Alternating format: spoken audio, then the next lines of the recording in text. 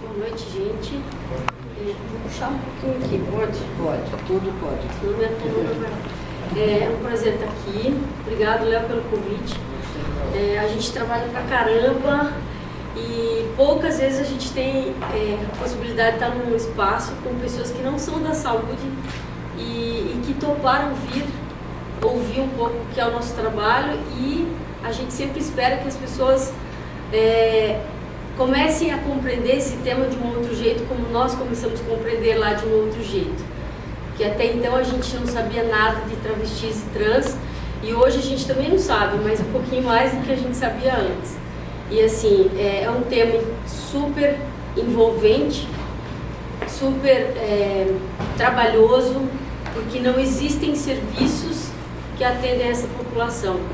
E por isso quem está na saúde sabe que é um trabalho muito árduo, mas muito gratificante. E desse lugar que eu falo, de alguém que se apaixonou pelo tema, de alguém que curte, que gosta, que leva com seriedade e que às vezes fica desesperado por não saber o que fazer com algumas situações que a gente tem lá. Mas assim, o mais legal que eu acho disso tudo é que a gente pegou isso na mão, e quem está trabalhando lá, trabalha porque realmente gostou da causa e leva com seriedade o trabalho.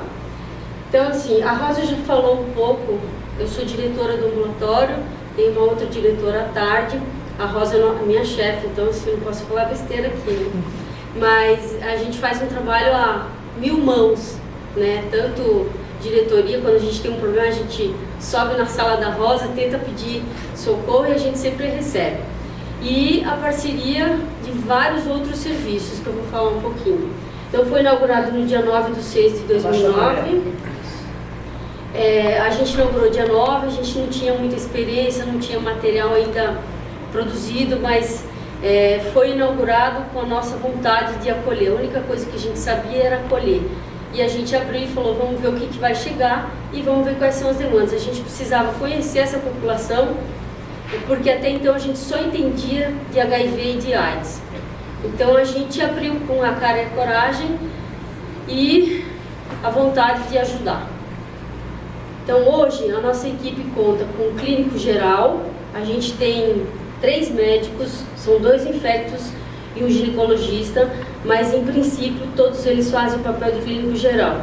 Tanto os infectologistas quanto o ginecologista, eles atendem em primeiro momento como clínicos para tentar verificar se tem alguma doença, alguma outra questão de saúde, que não só a transexualidade e a travestilidade, e aí dá seguimentos necessários. Nós temos 2 psicólogos exclusivos do ambulatório trans e mais 3 psicólogos, incluindo eu, que fazemos o atendimento para colaborar com o ambulatório, mas nós não somos exclusivos do ambulatório trans, a gente tem mais 2 serviços dentro do mesmo espaço.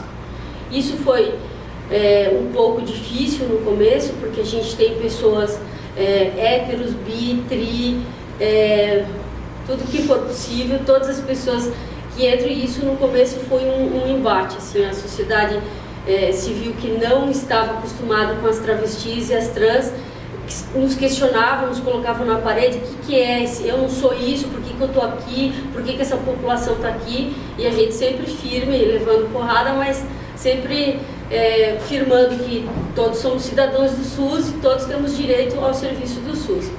Então isso, bom, acho que vou falar mais para frente. A gente tem uma proctologista, que também não é exclusiva do ambulatório trans, mas é peça rara no mundo inteiro proctologista. Então a gente tem um certo privilégio de termos 2 no CRT que atendem a todas as pessoas que chegam lá.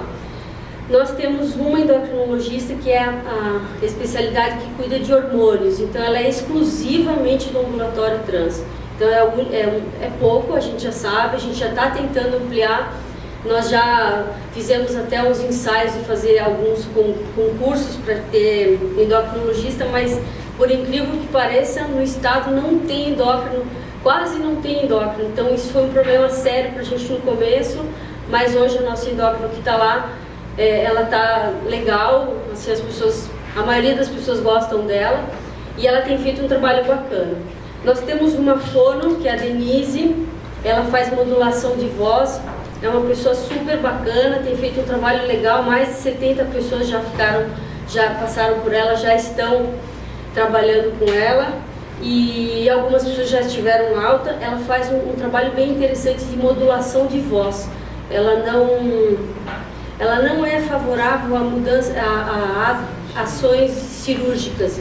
Ela acha que isso pode prejudicar, então ela faz um trabalho de modulação de voz. Ela faz a pessoa pegar a voz natural e depois conseguir utilizar ela num som ou mais grave ou mais agudo. É bem interessante porque a gente também fica brincando com ela lá, ensaiando as nossas vozes para falar melhor. Nós temos um psiquiatra, graças a Deus hoje ele é exclusivo do ambulatório, uma pessoa muito bacana. O serviço social é compartilhado com os outros 3 serviços, então a gente tem assistente social, mas a assistente social não é exclusiva do ambulatório. Então sempre que precisa, as assistentes sociais do núcleo dão uma força. A gente tem um urologista, 2 uros. Os 2 atendem o ambulatório trans, mas também não são exclusivos do ambulatório trans. E nós temos o ginecologista, que faz o papel do clínico, mas que ele atende as neovaginas, e para os homens trans, que ainda têm o corpo biológico feminino em alguns aspectos, ele também atende esses homens trans. Bom, quem nós atendemos? Nós atendemos quem chega lá, né? Mas no ambulatório trans a gente atende mulheres transexuais. Eu não sei se todo mundo sabe, mas a gente está utilizando a terminologia da sociedade civil organizada. Então, mulheres trans são homens biológicos que estão virando mulheres. Homens trans são meninas que estão transformando o corpo em meninos. Mulheres trans já operadas, nós temos 12 mulheres trans que já foram operadas. Temos meninas que chegando de fora do Brasil, que foram operar fora, na Tailândia, na Espanha, no México, e vêm para cá para a gente acompanhar. Então assim, a gente já tem 12, nós começamos com 4, hoje tem 12. Nós temos uma média de 700 mulheres trans e 48 homens trans. E travestis, a gente tem, acho que em torno de 30% do nosso ambulatório são travestis. A gente até esperava mais travestis, porque a gente acreditava que elas acessariam melhor o serviço, mas a nossa surpresa foi muito grande.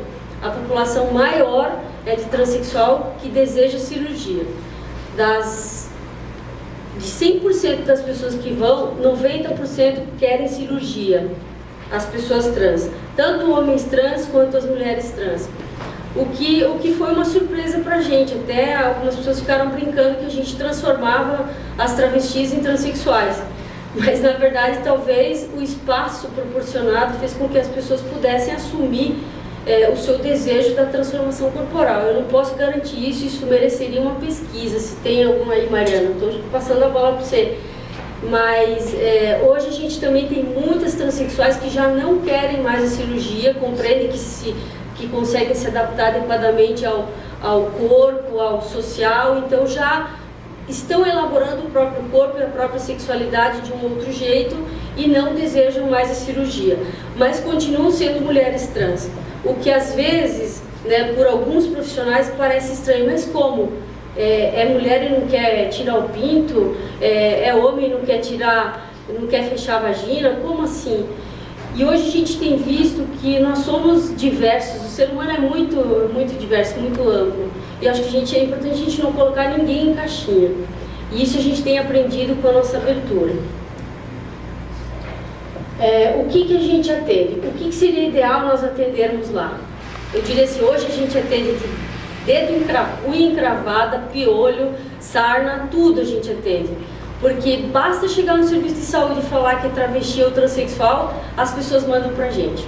Então assim, lá da PQP o cara tá com dor de barriga e a negada manda aqui pra Santa Cruz. Pra que isso?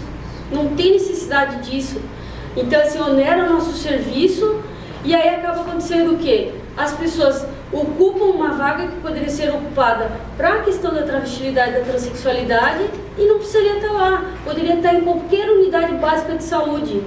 Só que assim, isso é um trabalho árduo, porque a gente precisa ir nas unidades básicas de saúde e discutir a necessidade do respeito ao nome social, a necessidade do respeito à identidade de gênero, que é como a pessoa quer se apresentar, como a pessoa se apresenta e como ela se sente. Mas nos serviços de saúde isso não existe, infelizmente. A gente tem poucos serviços de saúde que respeitam isso. Então, o que acontece? As meninas vão, entram e saem, nem esperam ser atendidas, porque elas são chamadas pelo nome de registro.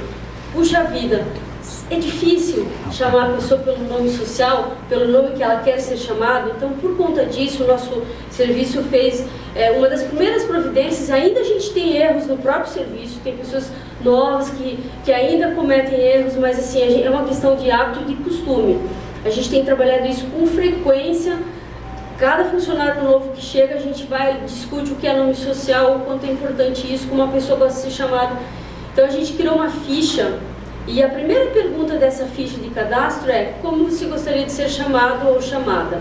Né? Aí a pessoa fica perguntando assim: mas o que é isso? Não, porque você pode ser chamado pelo nome que você quiser.